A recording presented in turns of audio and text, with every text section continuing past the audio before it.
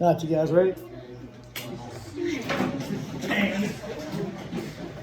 Allegiance to the flag of the United States of America and to the republic for which it stands, one nation, under God, indivisible, with liberty and justice for all.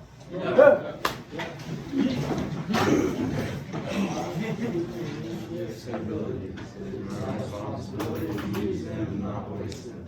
My outlook on life is a choice, not a reaction. I want to make my world a better place for myself and those around me. I will do my best not to make a comment out of enemies. The indicator in my life is the Dallas in October and Decatur in spring. I sound like myself. You are the solution, not part of the problem. Just because somebody calls me a tree doesn't make me wood. I'm doing my best because I expect your best. Stop being offended by things that don't concern you. There's a chance I might get taken to.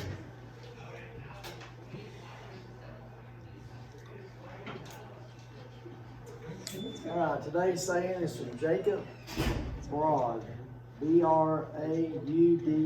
Jacob Broad, B-R-A-U-D-E.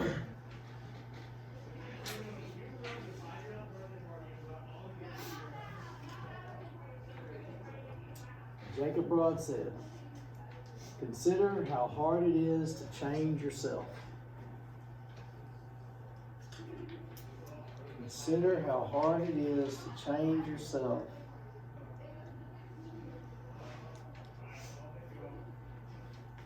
And you'll understand what little chance you have of trying to change others. And you'll understand what little chance you have of trying to change others. Consider how hard it is to change yourself, and you'll understand what little chance you have of trying to change others." Jacob Broad, B-R-A-U-D-E.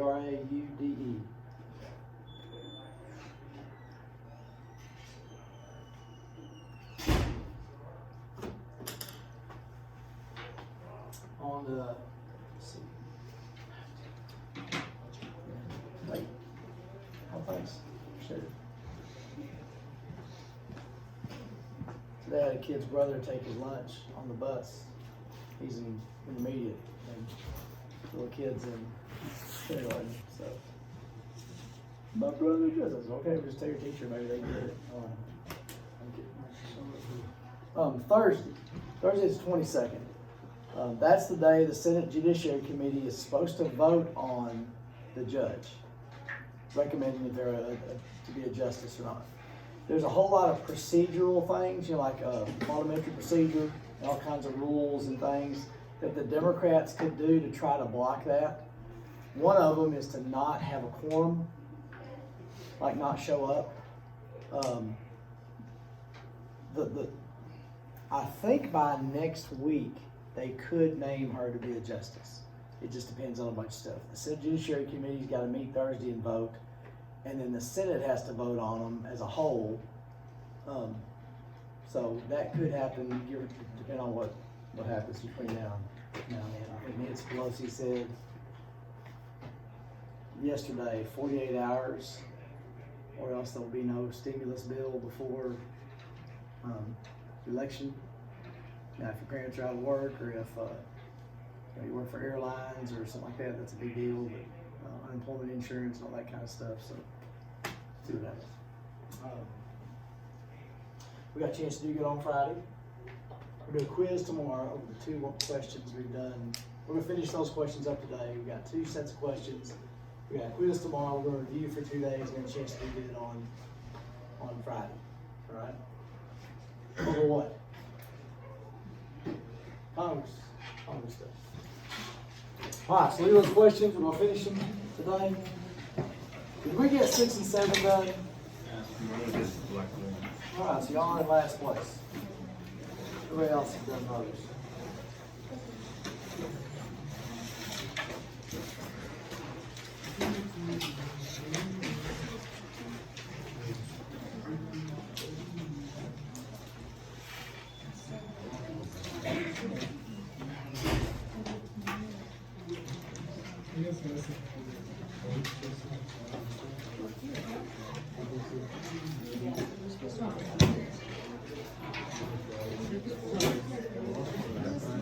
lost your backpack. Alright, let's go find some copies here. I know I have more copies.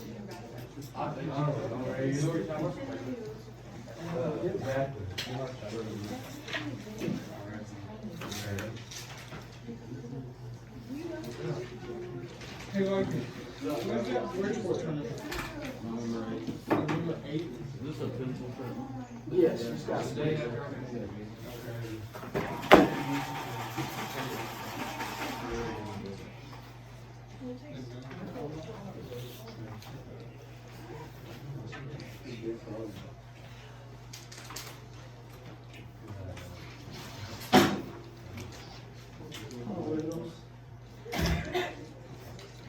a bunch of extra copies all over there.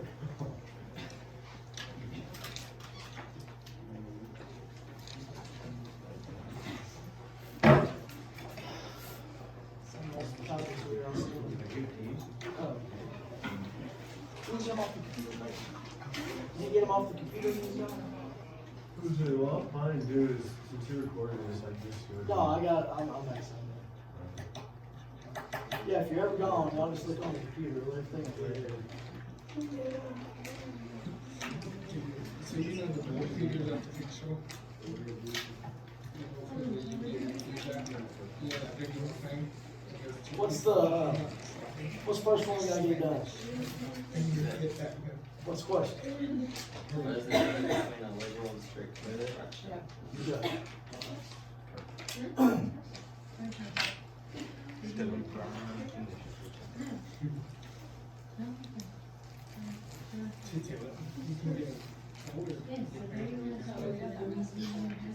Yeah, no, it was.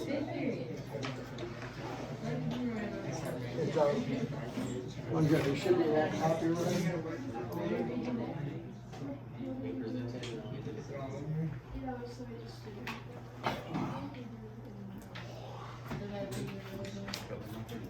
Had looked like this since about 6th grade. All you have to do is take her on the edge of this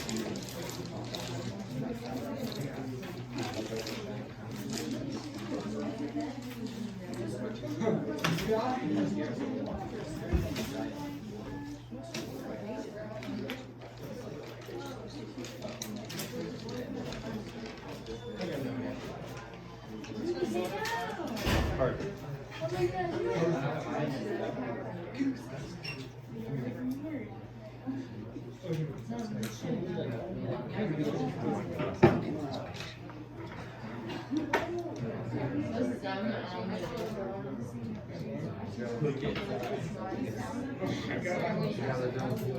Wasn't coming back either.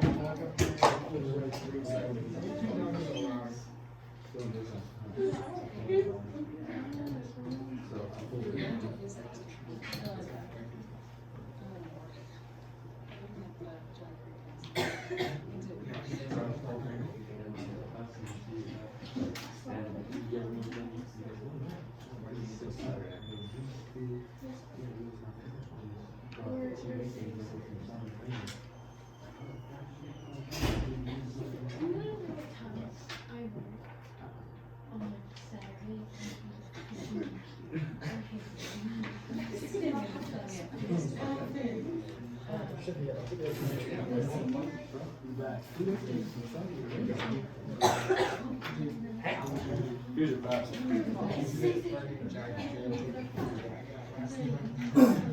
Alright, this is, we're talking about liberal and strict instructions. We're talking about how people look at the Constitution. And this ties in completely with this whole justice and judge deal that's going on. A strict constructionist is going to look at the Constitution and read it word for word. They're not going to add meaning to the words. They're going to say the Constitution means word for word exactly what it says. No more, no less. Strict constructionist. What does this do to the government? If you look at the Constitution as a strict constructionist, what does that do to the government? Limits the power of the government. That would be a conservative.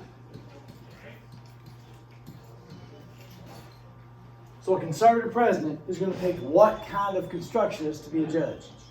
Strict constructionist.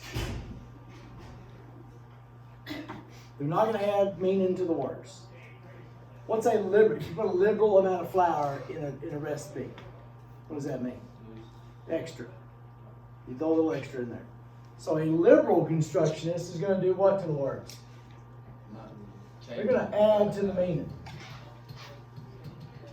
Stretch the meaning of the words. What does that do to the government?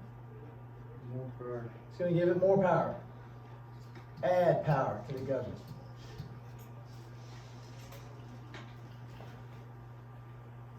So strict constructionist, word for word, exactly what it means. Liberal constructionist, going to add meaning to the words. I'm glad you're sitting down for this. What kind of person is a liberal constructionist? A liberal. All right? Don't get confused on that.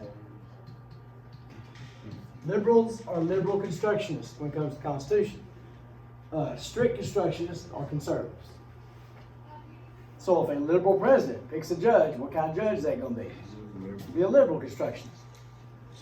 It's so weird. All right, to be a representative, you've got to be. I need the following students to come to the office: William Prestridge, Caden Wallace, Kaya Bennett, Megan Bacon, Keegan Bennett, Dylan Gallegos, Haley Madsen, Lauren Reeves, Ethan Mayo, Taylor Rademacher, Morgan Reeves, Dylan Combs, and Tanner Wallace. I have no idea who this Megan Bacon is, but she always gets called to office. Like every day, is like she's always on the list. She's super smart. Is she? He's like me. Her parents got me kind of. I also need Vanden Miramontes. What in the world? I'm like, Bless you.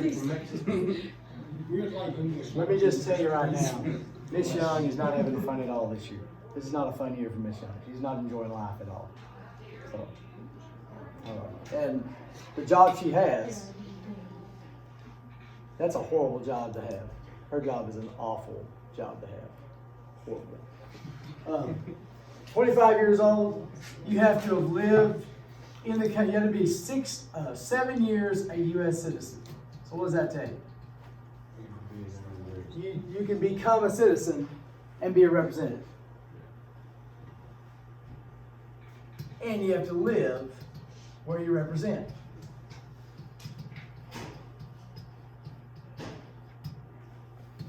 At least 6 months before the election.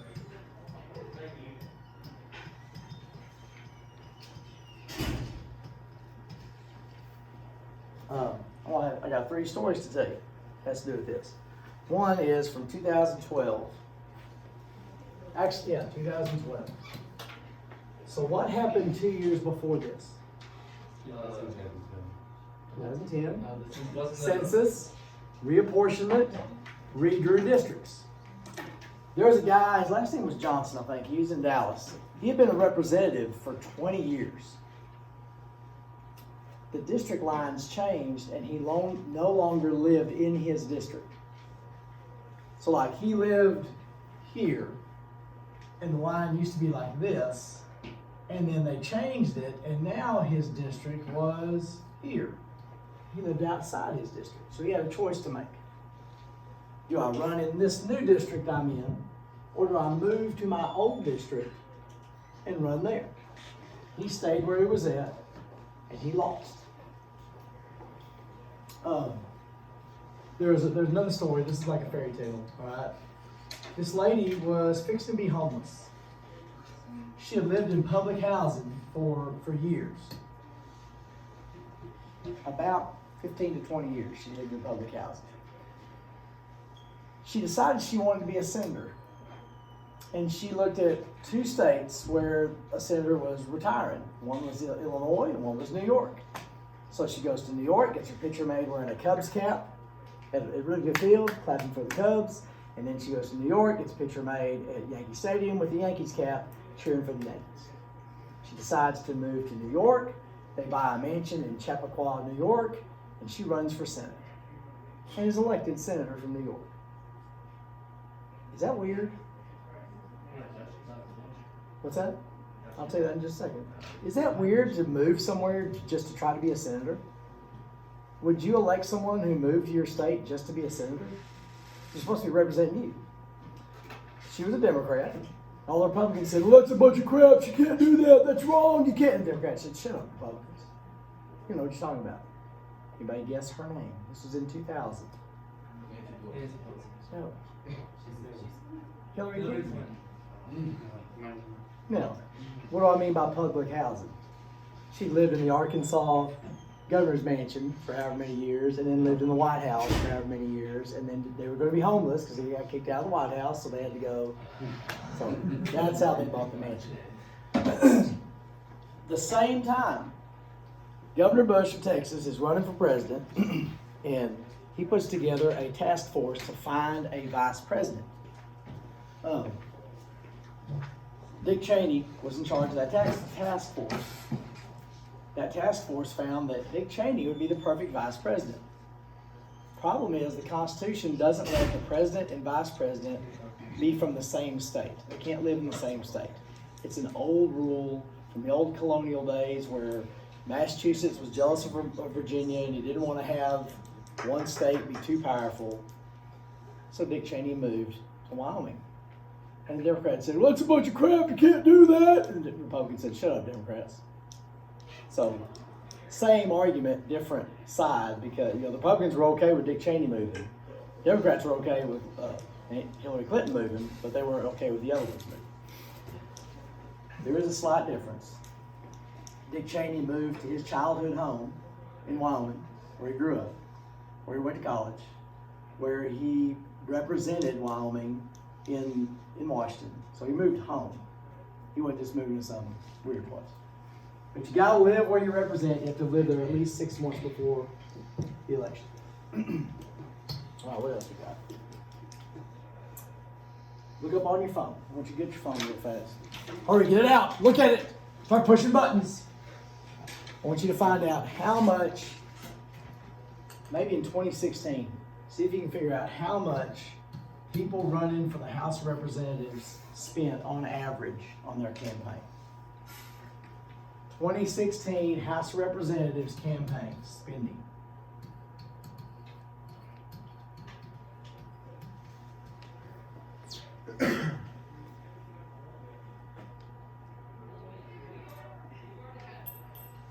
Y'all see my little bell? Yeah, I pooped today, bell. Titan won this. Those ticket deals. Ever see anything? It just says about. It says that average winning Senate candidate had spent 10.4. Okay, the Senate is about 10 million plus. The House candidates won in 2012, averaged 1,689,000. Okay, 1.6, 1.8, something like that. 1.6 million. I'm never gonna ask you that. $2,000 a day. I just wanted you to see that. What are people running for Congress constantly doing? Campaigning and raising money because they got to spend it. That's all they care about. They're having a rate. If you're running for Congress every 2 years, you're spending 1.6 million, 2,000 a day. That means about 15 to 20 grand a week you got to raise. Now, maybe if you didn't do it this week, now next week you got to raise 50. So what's their mind? What are they focused on? Getting campaign donations. The job pays $180,000. Is that kind of a waste of money right there? All right. That's why I would do away with it. That's the problem. I would do away with the money. Do away with campaign donations. Do away with spending TV commercials. Y'all seen any TV commercials? Yeah, I saw one the other day, and it was something for Senate in Texas. Yeah. I've never seen it wasn't the one, it was a different one. Yeah. A different lady, and she said something about Jack, this guy named Jack, I don't know who it is, wore a cowboy hat, and she was like, your time is done. Yeah. Okay, now, when they show the person they're running against, what happens to the picture? Black and white, the guy talks like this. And then they show, it's all happy with families and laughing and no matter what. Oh, it's a waste of money. Okay. Why does reapportionment have to take place? before redistricting. For that reason, what you said earlier, like, if they're not. Well, you've got to get the numbers. You got to get the population. You got to get the number of people each rep is representing before you can draw the district lines. You got to know how many people are coming to Thanksgiving before you can figure out how much pie stuff you need. Does that make sense? This has to be first. This has to be second.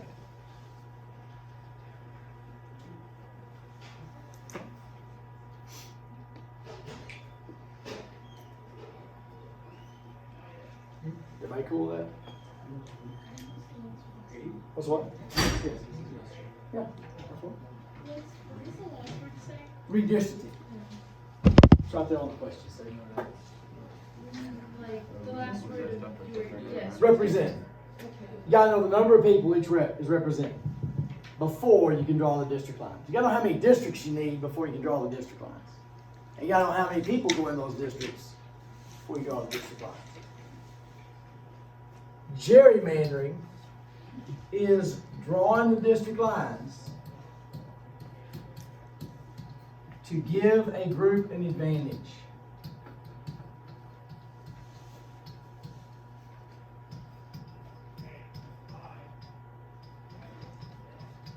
I guess I didn't like Jerry very much. I don't know where that came from. I don't know if it's a person's name or if it's just a made-up word. Gerrymandering, the Republicans are drawing the district lines. They are going to give Republicans an advantage. They're going to try to put a majority of Republican voters in every district. It happens, this is illegal, but it happens every time. You can't do it blatantly. All right? You got to try to kind of hide it a little bit. When I teach receivers how to block, I tell them, get your hands in here on the chest. You can shove their pads up in their throat. You get your thumbs up under the pads. But if you go in like this, that's too obvious that you're holding. I can hold like this without holding, without looking like I'm holding. All right? If you do this, they see that. If you grab the outside of their shoulders, that's holding. So I tell them, put your forearm there. And you can hold them by putting your forearm up inside the pad. It's a good little hold right there, but it ain't holding. You can't hold with your forearm. I have seen holding called on a kid with no hand before, though. That's tough to do. It's in the college game. This kid had no hand. And the kid holding 43, and he's like, you know, anyway. So gerrymandering is illegal, but it happens all the time. You just can't make it really, really obvious. Does that make sense? Now, to draw those lines, you're going to look at voting records. You're going to it's not like you just show up one day and do all this. It takes a long time to draw these lines and to get that detailed.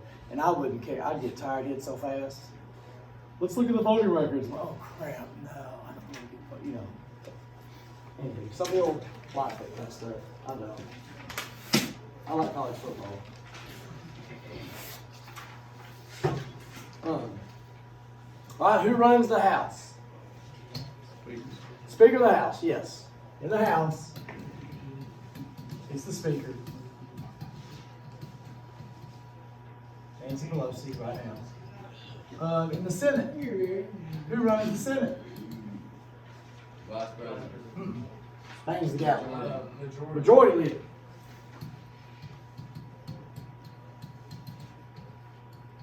That is Mitch McConnell from Kentucky. Now, understand Nancy Pelosi is a member of the House of Representatives. She is a representative, but she gets elected Speaker. Mitch McConnell is a senator, but is elected Majority Leader. Who controls both houses?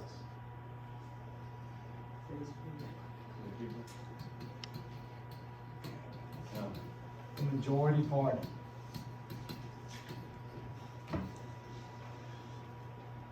Nancy Pelosi is a member of the majority party.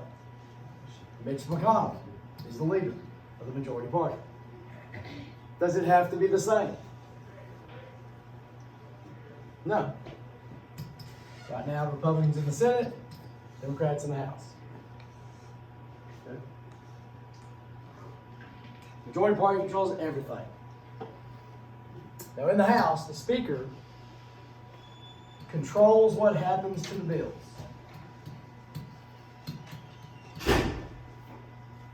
Understand that it's not just the Speaker, it's the Speaker as a member of the majority party.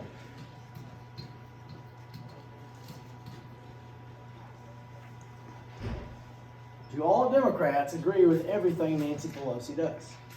No, they don't.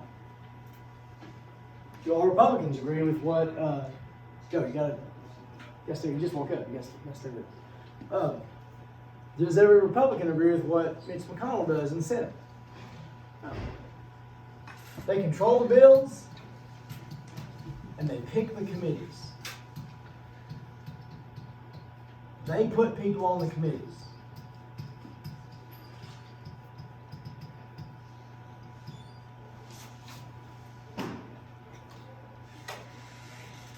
Jump down to number 20.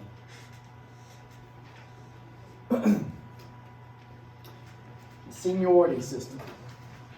What do you think a seniority system is? You get to have more say-so, right? We have a seniority system in the House and the Senate. The longer you're there, the more say-so. You get to pick. You have more say-so of what you're going to do, and you get to pick maybe your committee. So this right here, whoever's been there longer, they have more say-so in what committee they get to. What's good about that? You have experience. You know how the cows ate the cabbage. What's bad about that? Could there be some young guy that had just started out that might have some great ideas and have some good things, but they're not allowed to do too much? Yeah. Friday. I got 7th period conference and I have 8th period junior high athletics. On Fridays after games, I think Coach McCloy, Coach Utley, I think, takes them and watches their game film with them. And usually on home days, I'm painting the field or getting things ready. But Friday, I didn't have anything. I guess I could have walked up there during a period and watched game film with the junior high kids. I hadn't finished my workout. And got some things done around the field house. Now, that's probably not necessarily right.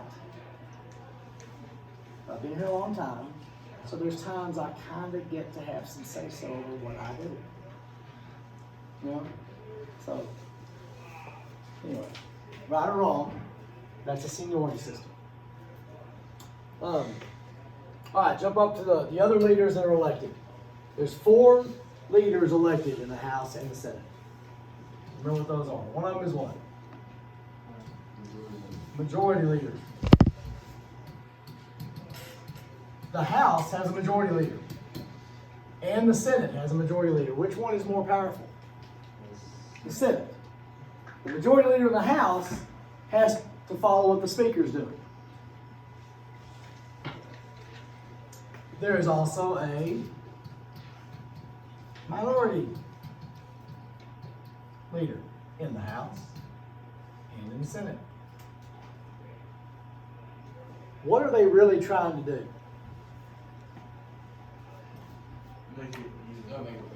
Keep the cows in the pasture. Keep everybody voting the same way. If the minority can keep all their members voting the same way, there's a chance they can get some other cows to jump the pasture and they can take some stuff over. If the majority leader keeps all their cows in the pasture, they can't lose anything. Now there's some assistance here. The majority whip and the minority whip. And really what they're trying to do is keep the cows in the pasture. I don't know where this came from.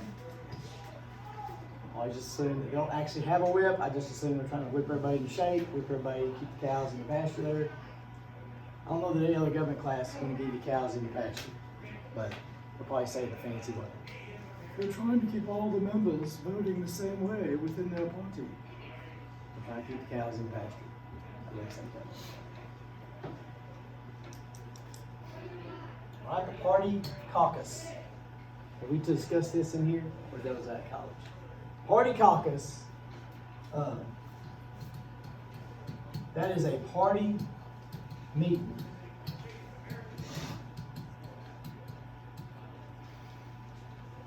If all the let's say the Democratic caucus in the House, who's meeting there? Democrats. Republican caucus. And they might even have one where the House and Senate, Republicans, Democrats all get together, have a powwow. In presidential primaries, we'll get to primary elections later. Y'all know what a primary election is? Before the actual election. It's the playoffs. You got last spring, there's like 22 people running for the Democratic nomination for president. Can you put 22 Democrats on the ballot?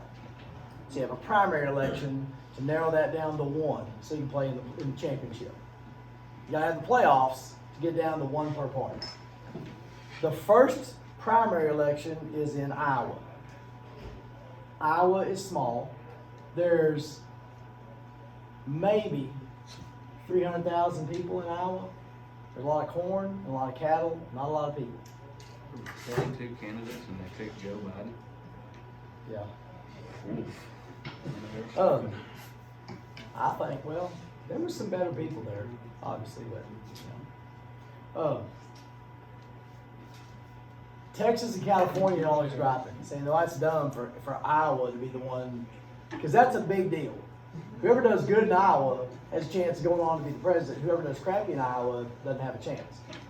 And I'm always glad Iowa, one of the smallest states we got, is the first one, because for months and months, all these candidates go to Iowa, and they hang out in Iowa, and they go to these meetings, and they give speeches, and they have debates. Every person in Iowa has a chance to speak personally to at least one candidate. I guarantee every human being in Iowa has a chance to talk to one candidate. So they get to know these people way better than anybody in California or Texas would. Does that make sense? But they don't have a primary election, they have a caucus. That evening, it's in January, the last Tuesday in January, I think. All the Democrats in each county meet somewhere at the county seat. And all the Republicans in each county meet somewhere at the county seat, and they have their vote there. So that's a caucus is a party meeting. I've never been to a caucus, never want to be in a caucus. I'm sure they have them. I don't want to know that. What do committees do in the House and the Senate? And they do. They study the bills, number one. They study bills. Did the Senate Judiciary Committee do something last week? What did the Senate Judiciary Committee do last week? They Interviewed Judge Barrett. So they will investigate stuff.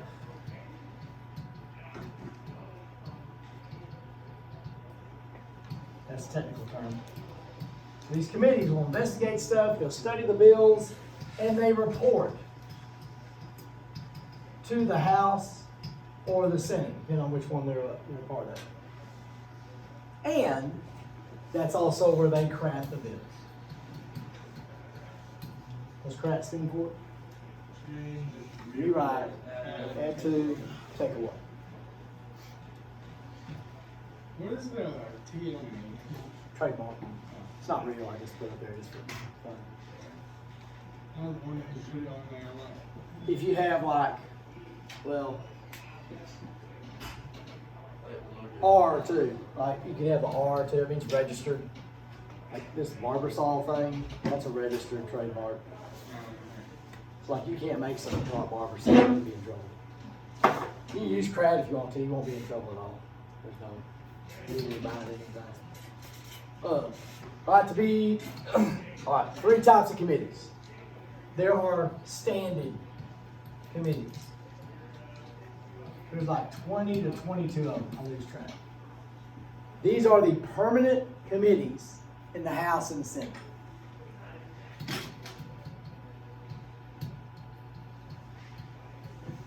They're always there.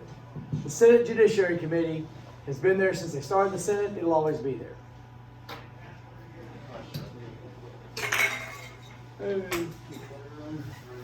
There is select committees. These are temporary.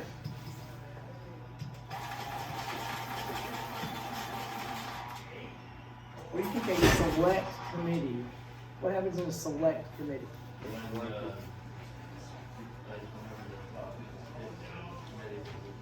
Well, the Senate Judiciary Committee is permanent. It's a standing committee.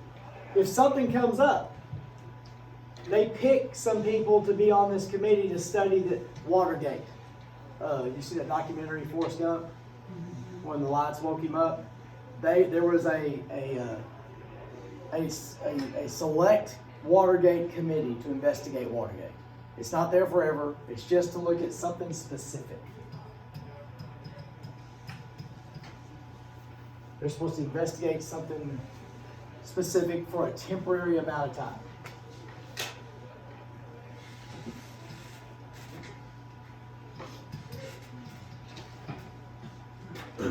All right. Joint committees. What are joint committees?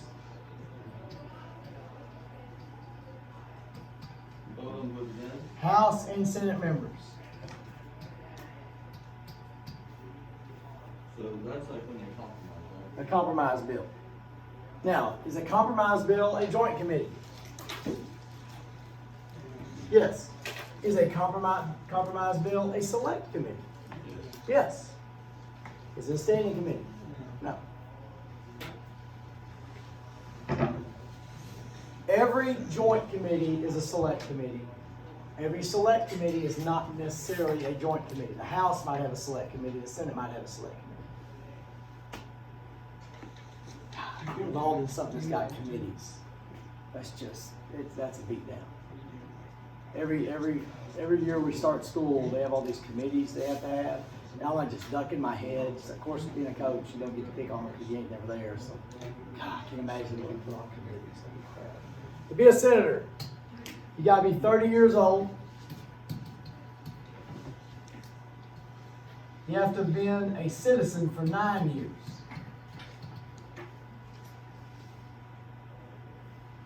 And what else? What's the 30 years for? You have to be at least 30? You have to be 30 years old. You got to be 9 years a citizen, and you have to live where you represent. Live where you run. Live where you represent. For how long? 6 months before the election. Hillary Clinton and them had to buy their little mansion in Chappaqua, New York, 6 months before the election to be okay.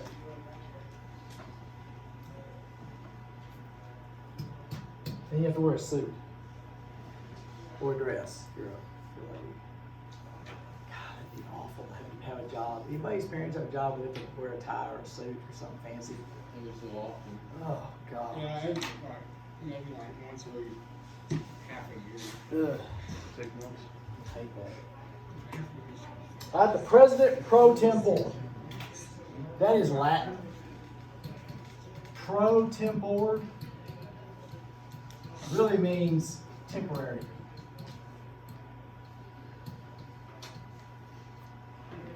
This is the person in the Senate that has been there the longest. The longest serving senator. And their big job is to take the place of the vice president if they have to be gone. Bang the gavel while the vice president's gone. There's probably some other stuff they do, but gentlemen, please address the chair.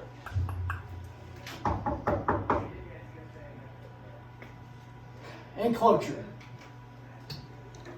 Cloture means to limit debate.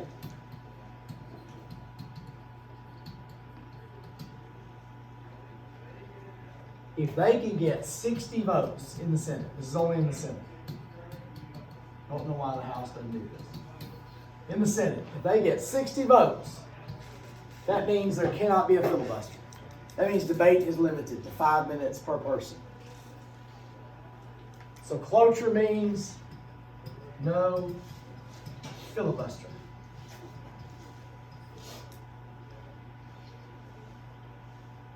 And this has something to do with this judge being picked.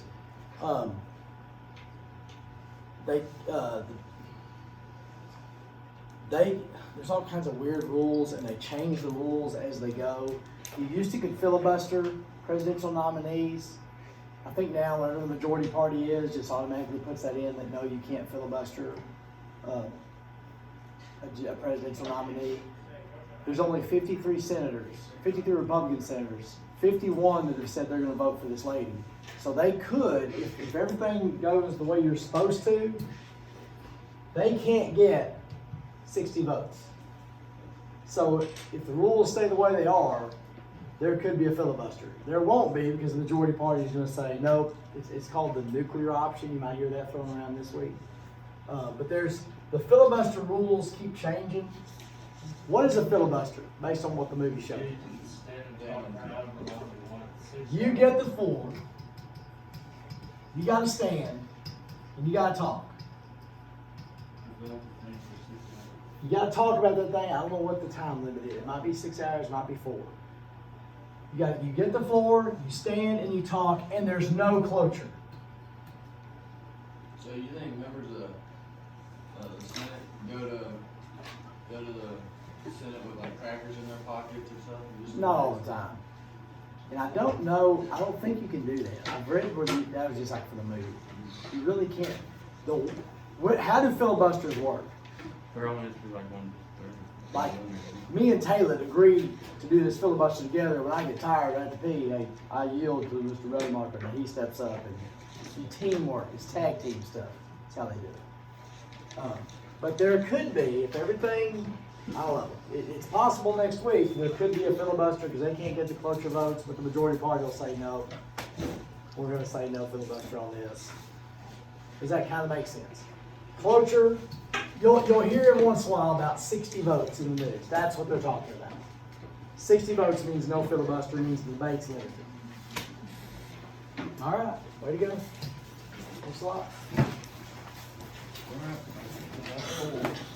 Back in the black hole.